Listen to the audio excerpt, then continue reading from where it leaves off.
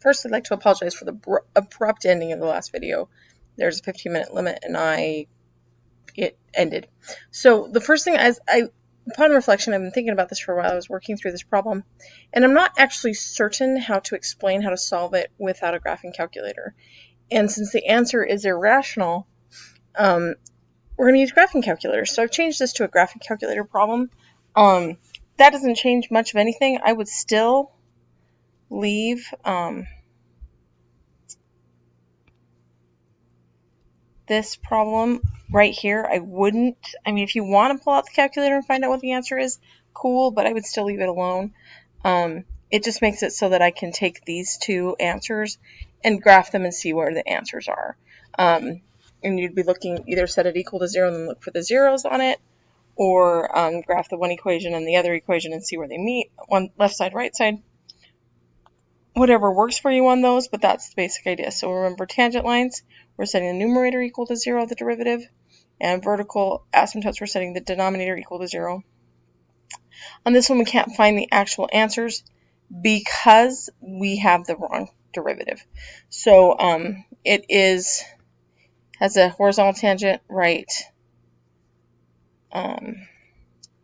This is its image right there, but we don't have the right thing to work with. So, and for this one, we do have two vertical asymptotes when we look at the graph. And so let's just do that really fast. I deleted them because I was playing games with other things. Yep. So x cubed plus x squared y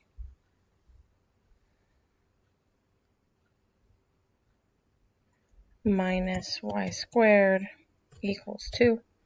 So there's my function, and I zoom out. You can see the other half of the function. And I believe that if I got out enough, there's probably something inside here that I'm not really seeing, possibly, potentially. It's hard to know.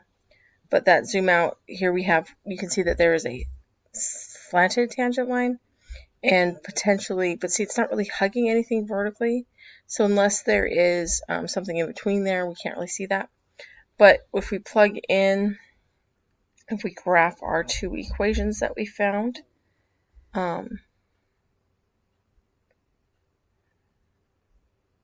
so 8x cubed plus 4x, x to the fourth minus equals 8.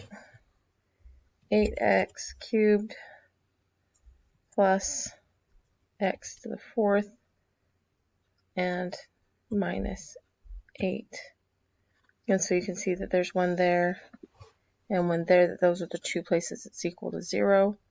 And so those would be the two answers that we'd use. I think this one's probably a horizontal tangent line. That one doesn't look like it one. Looks like there's an issue going on with this graph. I don't see anything that would lead me to believe that there is a tangent line of any sort right around here. But that's the idea. That's what you'd find. And again, we have a distinctive disadvantage with the equation we're using on this. But that's the idea.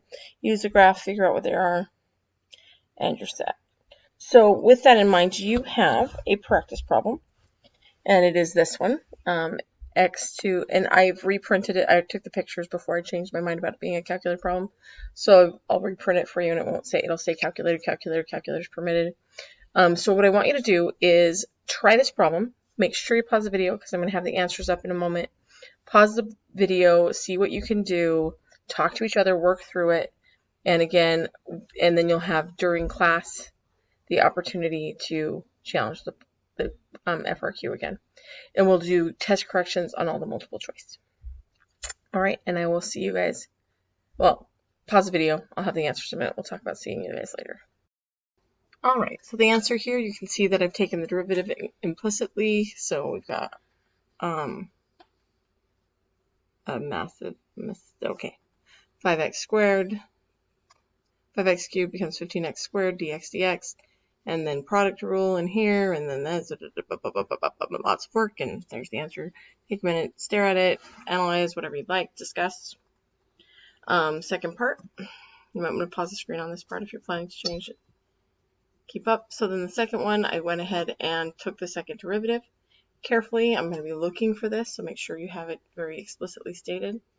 And so quotient rule, down, d up, minus up, d down, all over down squared.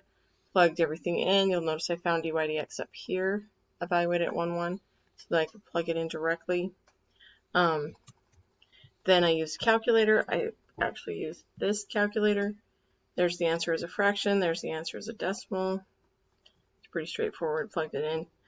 You will have access to a calculator. You don't need to finish the answer. You can leave it right here. It's this horrifying fraction mess. Perfectly acceptable, full credit. Then this one, vertical asymptotes, which means I set the denominator equal to 0.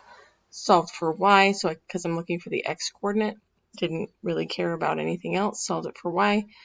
Did a bunch of manipulation. I've got x cubed right here, x cubed.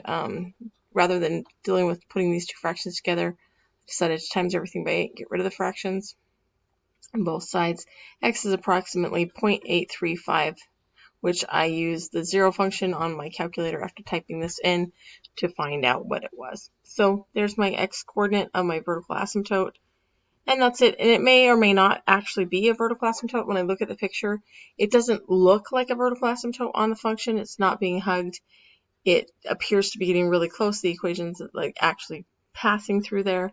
So it may not actually be a vertical asymptote, but there's the math for it, and it's good. I mean, if you wanted to look at the graph and be a little bit more discerning about it, you could. But that's the basic idea. Again, you should have tried the problems without the answers, and then come and check.